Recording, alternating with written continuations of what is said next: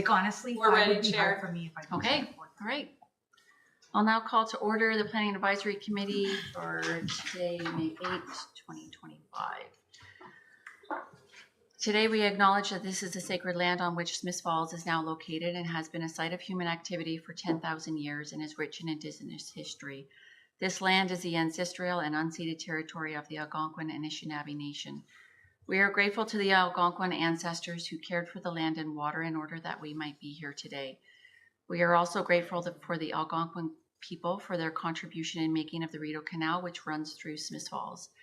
We are mindful of broken covenants and the need to reconcile with all of our relations. Together, may we care for this land and each other, drawing on the strength of our mutual history of nation building through peace and friendship, being mindful of generations to come. I am Jacqueline Grimes, the chair of the Planning Advisory Committee. I will now take attendance of the committee members. Councillor Jay Brennan. Present. Councillor Stephen Robertson. Present. Yvonne Robert. Present. Mary Redmig. Present. Right. And I have an approval of the agenda. Okay. Adoption of minutes, Planning Advisory Committee meeting March 13th, 2020. Oh, for a second. Sorry, who moved? Was it, sorry, Stephen? Yeah. Seconded by Jake? Sure. All in favor? Thank you. Adoption of minutes, Planning Advisory Committee meeting March 13th. Moved by Yvonne, seconded by Mary. All in favor? Disclosure of any monetary interest. Okay. Public meeting. Nothing on the agenda today. Number 6, priority issues. We have report number PAC 25-02, application for site plan control SP 25-01, 65 Lawrence Street. Pass that over to Richard. Can you ask IT one of the other ones? That happens sometimes, unfortunately. Yeah, here are the remotes. We've got the reports here. Okay, all right. So the town received the site plan control application April 2025 for 65 Lawrence Street for an industrial and warehouse expansion. Now, the property owner, Ottawa Logistics, acquired the property to operate a warehousing facility. The intent of the expansion is to increase the storage and warehouse capacity of the existing building so that they can accommodate everything that they require for their operations. Essentially, Ottawa Logistics has relocated to Smiths Falls to continue their warehousing facility, and the proposal essentially looking to expand the existing capacity to have more for storage and warehousing.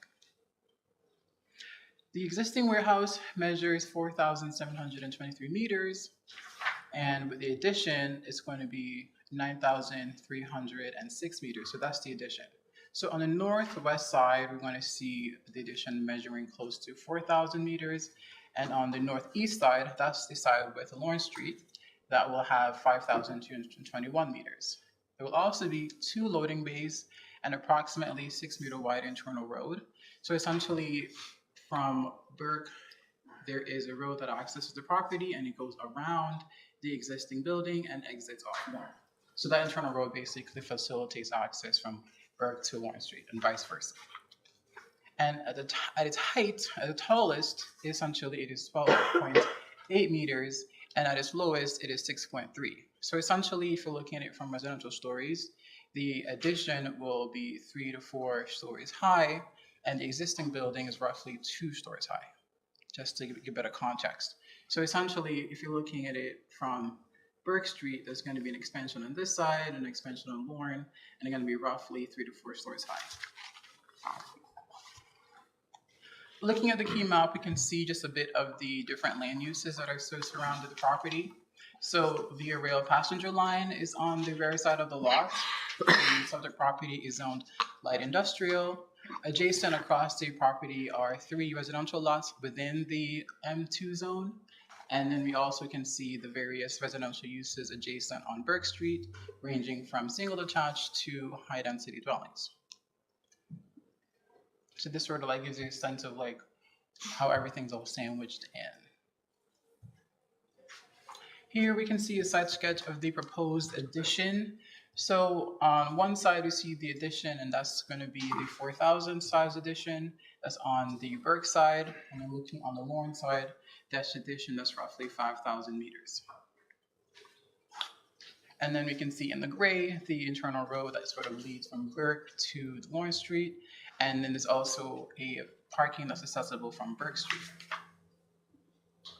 If we're looking at the elevations, essentially it's a variation of insulated metal paneling, and they're going to be in colors of gray and white. And so they sort of vary depending on different sizes of the elevation. Okay, and then here's a property survey that shows you, I guess, the entirety of the subject property, and immediately adjacent to the subject property, we see the Canadian Pacific Railway. So that's sort of like that property that's owned where the Via Rail tracks are sitting on. And then we can see a landscape plan. So on the Lorne side, we're going to see a variety of autumn blaze maples, as well as shade master locust trees. And then on the Burke side, we're going to see shade master locust trees and red oaks. Okay, so the landscaping, essentially, there's going to be a mix of 17 deciduous trees planted along the municipal right-of-way along Burke and Lorne. In terms of lighting, the exterior wall-mounted lighting will be dark skies compliant, as well as there'll be exterior site lighting just for navigation and safety. In terms of the site servicing and serviceability, the subject property already has water and sanitary connections along Burke and Lorne. Essentially, the addition of requiring new service connections on those same existing streets. The stormwater management and serviceability report purports that the capacity for their proposed addition exists. Looking at the parking, site access, and lot circulation, the lot is going to be accessible on Burke Street. They're proposing 25 parking stalls. Typically, if we're looking at the zoning, we would be seeing an excess of, say, 70 parking stalls based on our calculations, because our zoning sort of assumes that the square foot is related to the workers there. But for this process, because we knew that they're roughly going to have 15 workers, we decided to allow them to reduce the required parking to 25 so that it's within their workforce capacity and their space overflow. There also will be one bike rack with 9 stalls and 1 EV charging station. There will be a loading bay entrance off of Burke Street with approximately 7.8 meters in width. There will also be an internal road, as discussed before, that facilitates access on either side of Burke and Lorne. There was a noise study that was done by Gradient Winds on behalf of the applicants, and it classified the area as an urban environment, and the proposed use was considered appropriate in that area. Based on the NPC 3000 criteria that the Ministry of Environment and Climate Change has for noise guidelines. As part of the review, these are just a list of applications and materials provided by the applicant just for the site plan control application process. And here are just some images that sort of give a bit of context for the site. So this is a Lawrence Street view. This is kind of standing directly on where the tracks would be going. And so that would be sort of like the Lawrence Street view. And then we see another side of the tracks. This is closer to the subject property. And then this is a Lorne view, and this sort of shows you where the homes are with respect to the property. Essentially, where you see the building is where the beginning of their front property would be, and then where the homes are situated, that sort of shows you just how they're kind of sandwiched in between each other. And then on the other side, you can see the residential buildings further on Burke. And this just gives you another view of the parking lot entrance on Burke Street, and then we see another view of the 3 homes that are in front of the existing warehousing facility right now. And these homes are long-standing uses. They were never necessarily supposed to be there, but the fact that they're there means that they're grandfathered in right now. And then this is the second entrance, and this would be the entrance for the loading bay off of Burke Street, which is proposed to be 7.8 meters. What is interesting here is that if you look at the aerial view, if you look at the bottom of the aerial view, we can see that it starts from Jones and it goes all the way to Burke. The understanding that I have is that the traffic will not be on Jones Street. It'll just be on Burke and Lorne. So Jones Street, being entirely residential, will not be affected by, or should not be affected by, the proposed use in terms of traffic from the tracks. So in terms of site plan, essentially the PAC, you guys are here to provide us comments on this. This is more of a second pair of eyes, essentially. There's no statutory requirements, so that's why this is not really a public meeting. Though it is available for the public for viewing. This is not a statutory public meeting. So in terms of department reviews, Enbridge Gas did not have any objections, nor did the building permits. We're still awaiting feedback from Bell Canada, Via Rail, and also the fire department and public works. With respect to public works, we're looking at having the application peer reviewed by an outside consultant, just so that because they have the capacity to do the work essentially. So we're awaiting feedback until the application has been peer reviewed by an outside source for public works. That is to say that right now, a lot of what's being discussed is just from a preliminary review. If there's additional review that comes up and we have something else that we want to share with the committee, we will sit forward here and we'll solicit feedback. Minor things, the site sketch demonstrates a 9.48 is proposed to be 9 meters, and they're providing an EV parking stall as for zoning compliance. For a railway line, the Via Rail passenger line is approximately 50 meters from the subject property, which stands within the CN Rail recommendation for setbacks for non-residential developments adjacent to railway right-of-ways. So right now, I don't think that the proximity for the proposed expansion would be inhibited by the rail line, essentially. In terms of the adjacent uses, as I've discussed before, in these long-term residential uses are smack dab in the light industrial zone, and we are aware that there could be potential nuisances from lights and traffic based on the expanded operations. And as discussed before, the noise study concluded that the proposed use would be compatible with urban environments. They did suggest some mitigation effects to reduce potential nuisances, so reduced nighttime operation of rooftop air handling units, as well as careful selection and placement of the HVAC system, and using infrared heaters to reduce additional stationary noises. So essentially the noise study was looking at a site-specific view of the property, and they're looking at how potential noises could come from certain areas during operations. So that sort of thinking if the internal work would affect essentially things on the outside. So the noise study was trying to assess essentially what potential nuisances could the expansion affect people living adjacent to the property. We didn't recommend a vibration and dust study because we were considering the proposed use as a class 1, so essentially it'd be low impact, and any of the potential impacts could be mitigated using standard mitigation processes. And vibration and dust studies are typically not required for class 1 classifications. In terms of fencing, there will be 1.5 meter privacy fence between the residential lots and also along the rear and exterior side of the property. Potential visual nuisance could be created from the Burke Street loading bay, essentially from residents who are looking onto the proposed expansion from Burke Street. They would be kind of, I guess, potentially irritated by the trucks coming in and out during the day, and also potential lights. So we were proposing adding additional trees or fencing along Burke Street just to reduce visual impacts.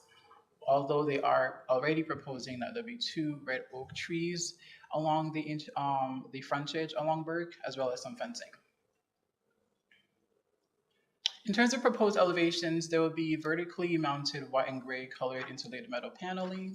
So the west and east elevations have large swaths of blank walls, and staff are proposing that they either enhance the use of these paneling to vary in color and size, or to mix the orientation of the panels, or use panels that have different textures, or use different materials like masonry, cladding, or wood details. So this would be an example of the kind of the kind of use of the IMPs for varied architectural preferences. So this is not something that may work for Smith Falls, but this is just sort of what could be used if we're looking at an industrial warehouse for different kinds of architectural detailing. And then this is another version of it. And so these are the questions I have for you. So do you have any comments on the proposed vegetation or landscaping? Do you believe that the potential visual nuisance would be an issue for the loading bay on Burke Street? And do you think that the elevations could be enhanced to reduce the visual impact, or if it's fine, then it's fine? And are there any other site design concerns that are not already addressed? And that's the conclusion. Thank you. The committee have any questions for Richard? Comments, questions? Stephen? Thanks. My comment is, as long as it fits in with with the elevations, as long as it fits in with what is already there. Yeah, I don't care what color it is. And it's a warehouse, and you can't make a warehouse look good. I will admit, but I would say that we could at least try to make it look. I'm not saying you can't try to make it look a little better, but in reality, it's a warehouse. Yeah, like it's not gonna have the fancy flourishes. It's not going to necessarily require a high. No, and it's not like a residential building. Right. It's in an industrial area, and it is a warehouse. So other than that, I have nothing. I think the proposal's fine. Okay. Thank you. Jay? Yeah, just one question, and I had a little look-see over there. Yeah. It's not being used right now. No, so I saw cars there earlier today. Yeah, like 2. Yeah. So I would take it that if they're going to have 25 employees, it's a boost. And I think that what you've done in terms of a noise study, was there a traffic study, I believe? It was. So, and so we've done our due diligence. I think that the vegetation you're talking about, fencing, I think it's going to look a whole lot better than it does now. Yeah, that's true. So I support what we've put forward here. Okay. The only concern I had was the parking, Mm-hmm. because if that square footage could support 75 cars and we're going 25, which is more than what's is proposed, I just think if 10 years down the line, if it changed uses, would we be in trouble? I think we would, but so essentially what happens is that for, I guess, the new use, you'd have to essentially work backwards. Essentially, we can't give them more parking unless to create more space for it. But in terms of requiring it, we made the, I guess the justification for reducing it was based on the workforce that they have existing, and that they were not foreseeing an expansion, that they needed more people on site. If they need more than 25 people, I guess that would be an oversight, essentially, if we weren't able to provide parking for any future expansion. But in terms of what that number would be to justify that expansion, I'm not quite sure yet. They probably have robots doing. They probably have robots doing some of these jobs Yes, in 10 years. that's true. That's true. I just have a clarification. Just curious about. So there's a slight concern about visually across the street, adding the 2 red oaks. Yep. Is the fence that you're talking about along here, No, or so is it? How does it? Because there's going to be a fence behind these houses. yeah, so I'm going to go back to some of the images maybe that can give some clarity. So where are we now? Okay. So you see where that internal road is turning in? Yep. Essentially where that, so the fencing would be, so they're proposing on putting the road on that side of the street. So the entrance would be on Burke, and the fencing would be beside it on the other side. So where the proposed stormwater management pond is, there's no fencing. There's just grassed area. So the fencing's on the other side. So there'd be 2 red oaks in the front leading into the property, and fencing on one side going upwards towards the north. That makes sense. Right. Okay. Has there been talk about this stormwater pond and that being like a berm to add a privacy That's a style? good point. So normally in terms of adding a berm or extra buffer, there would have to be a reason for adding that separation. But adjacent is already an industrial lot as well. So unless that lot is going to be redeveloped into something residential, adding that berm wouldn't be required. It could be nice to have, but it wouldn't really affect anything on that side because it's vacant right now. So if you look at the aerial view, essentially that berm would be going into, I guess, the wooded section closer to Jones Street. So unless they were converting that lot into something that's residential, adding the berm wouldn't be necessarily needed right now. It was just more a question about where the fence was going Fair. needed.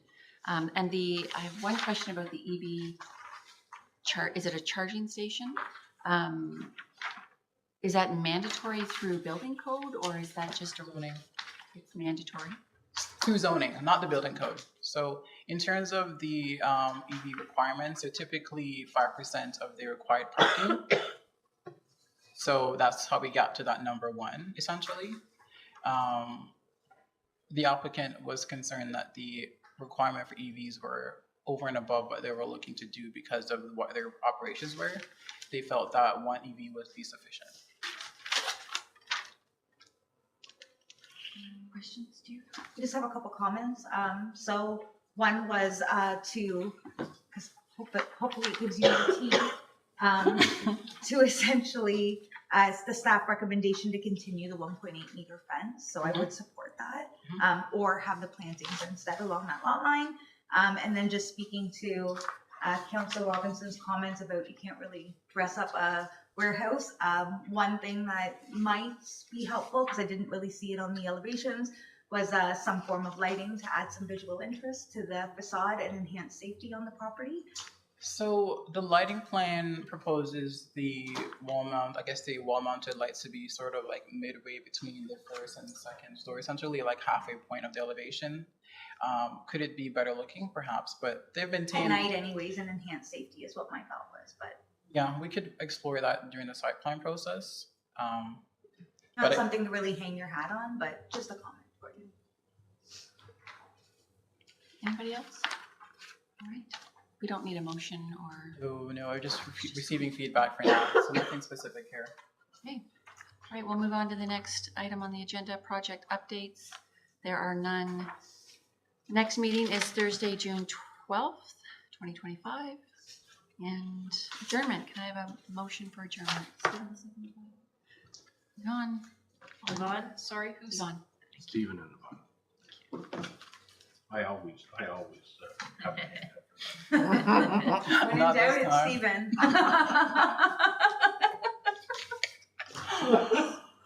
I'll just let Tech know we're done.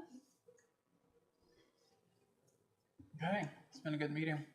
Good job, Richard. You got good.